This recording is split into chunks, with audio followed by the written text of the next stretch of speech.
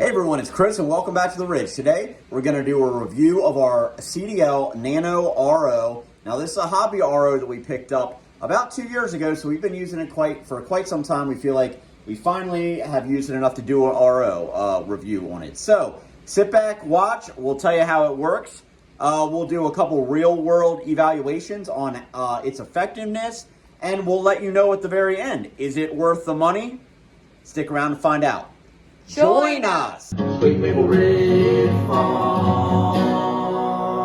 Come on down, everybody. Go! Okay, so I'll just go over a couple of the components here. It comes with two pumps. Here's the on-off switch. Here's the pressure switch. And then here is the pressure dial. This increases or decreases the pressure, which is shown here. Never operate the Nano, at least this model, with the 3 membranes. Above 100 PSI. This is the actual filter. This is just a standard filter like you have in your well. And then, like I said, we got the 3 membranes. This output here is the outlet for the permeate. This is the output for the concentrate. And the yellow here is the input. So this is your raw sap. So you can see here, I would say this thing weighs right around 50 pounds. It's pretty heavy. I find it to be pretty clunky. The top's not covered, so if it's outside and it's raining and you're putting this outside, you need to be able to deal with that. Aside from that, it is pretty easy to use, but if you're just expecting, like, you know, maybe if you got like back problems or something, this is what you're getting. So you're not getting like any hooks or anything. I've been talking about quite some time outfitting this with some hooks so I can hang it on the back of our sap tank. I haven't gotten around to that yet. And you can see today, I brought it inside because I really wanted to do a test here and show you guys what's going on with this thing. So we're gonna put this thing to the test right now. Okay, everybody, so we're gonna start a real world test here. So we're gonna show a couple things right now. And this is a real world test. I mean, you can see we got the Dauntless going. Things are pretty fired up right now. We're at over 1,000 degrees in this stack. So what we're going to do is take sap from our tank on the other side. We're going to fill this up with 5 gallons. You see I got to add a little bit more, but this is 5 gallons of just raw maple sap. We're going to turn the RO on. We're going to turn the Nano on. And then we are going to see what the level of our sap is in terms of bricks, in terms of sugar content, when it comes out of the tree, which is what this is. We're going to see what the sugar content is once it goes through the RO, and that's just one pass. Okay, so we're going to do that, and that is going to tell us just how immediately effective the RO is. And then we'll go into what happens when we run it on batch method, meaning we take our concentrate tube and put it in here, and we run it in like a batch, and we'll see what we can get this thing up to in terms of sugar content. So, okay, so we're gonna go and fill this all the way up to 5 gallons. This is just raw sap that we got yesterday and today. So we're gonna fill this up to a nice 5 gallons. And then we're gonna turn this RO on, and we're gonna see what the output is over here, and we're gonna see what our sap is. And that's gonna basically tell us how immediately effective the RO is. Okay, so this is the raw sap. This is sap that just came out of our tree, and we are right at 2. So really, that's not too bad. 2 bricks is not too bad at all. So you see it right there. Now we're gonna turn the RO on. We're gonna turn the RO on, which we just did. You're gonna see this water level start to go down, and we are going to see this sap concentrate start coming out of our red line here. And you are gonna see the permeate start coming out of the blue line over there. Okay, so we just turned the RO. It's starting to cut through that 5 gallons of sap that we had over there. You can hear how loud it is. It's not bad. I do want to point out, here's the pressure gauge. You never want the pressure to get above 100.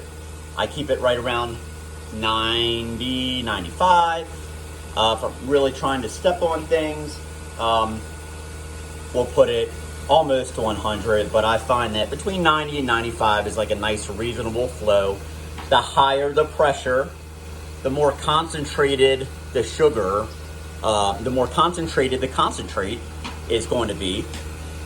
But you're also putting more pressure on your pumps here. Down here is how you adjust the pressure. One thing I wanted to mention too is just make sure you always start off with a new one of those, a new filter, and that's pretty much the cheapest filter you can find on Amazon. Okay, so what I'm gonna do to ensure that there is no sugar in this permeate, which there should not, this is pure RO water.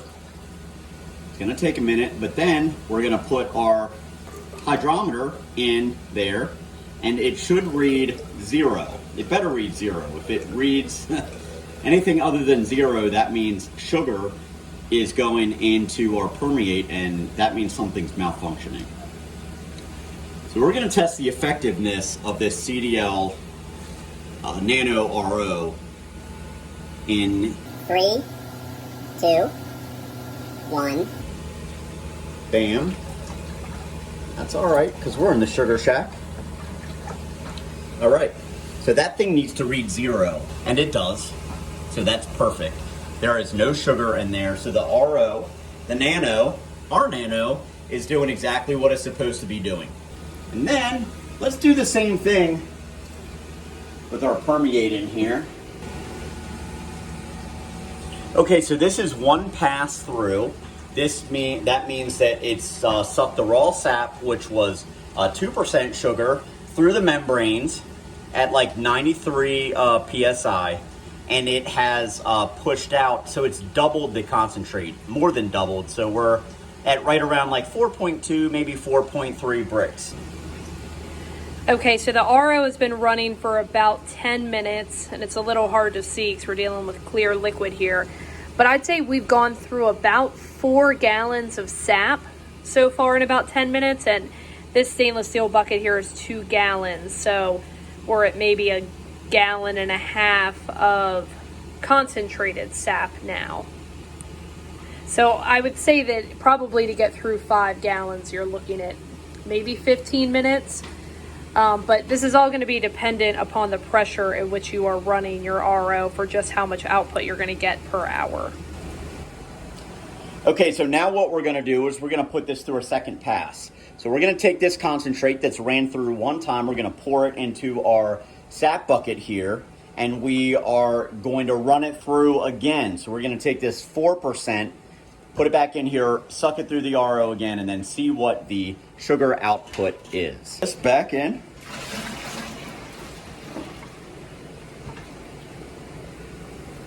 Okay, so you see that's empty. We're going to take this, put this back in there, and let's see then what our output is a second go around. Okay, put this back in here. All right, now this has been stepped on twice. That's a shame. It's ran through the membranes twice. So we gained, it looks like 1 brick from doing that. So we started off at 2 out of the tree. It went through 1 pass of the RO. It went to 4, and then it went through another pass, and now it's at 5. Okay, so now we're going to run this on batch method. So I'm going to turn the RO on, and we're going to let it get started. And come on over here, I'll show you. So I have this Canadian Tire bucket filled with 5 gallons of raw sap from our sugar shack, or from our trees. Now, let me put this in here to test the sap so we can find out what it is. And then what I'm going to do is I'm just going to let this run in a batch method. See, this is concentrate going back in here, and we're just going to see how high this, how much concentrate we can get from this, letting it run for 1/2 hour. So it is 6:50 right now, and we're just going to let this run for a 1/2 hour. So we'll check back at 7:20, and we'll let you know what the bricks is. If you're new to the channel, please subscribe. We really appreciate it. All right, everyone, it's been a half hour. This is what we have left after a half hour. It chewed through most of it, and we're talking about, I don't know, maybe we have a gallon in there. And that makes sense because we have right around 4 gallons of permeate, or RO water. So now we're going to test to see what the sugar content of this is now.